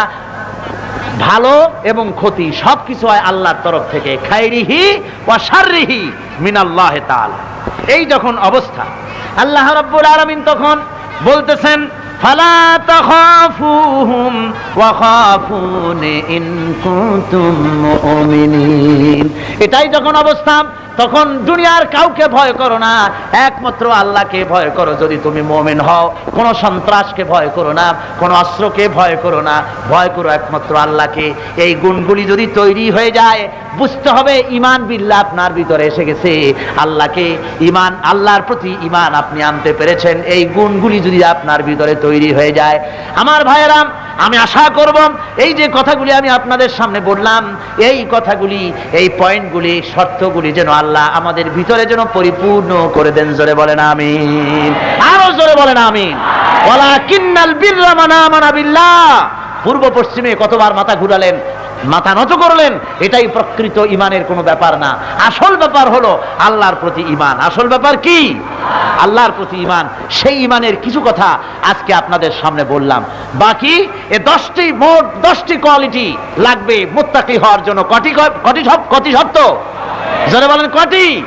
এই শব্দগুলি, এই শর্তগুলি আমি আপনাদের সামনে ধীরে ধীরে আপনাদের সামনে পেশ করব, যাতে করে এই মৌলিক কথাগুলি দিয়ে আমাদের ঈমান তৈরি হয়, সত্যিকারের মুসলমান তৈরি হতে পারি এবং বাংলাদেশের মাটির উপরে আল্লাহর বিধান কায়েম করতে আমরা প্রস্তুত হতে পারি। আল্লাহ যেন তৌফিক দেন। জোরে বলেন আমিন। আরো জোরে বলেন আমিন।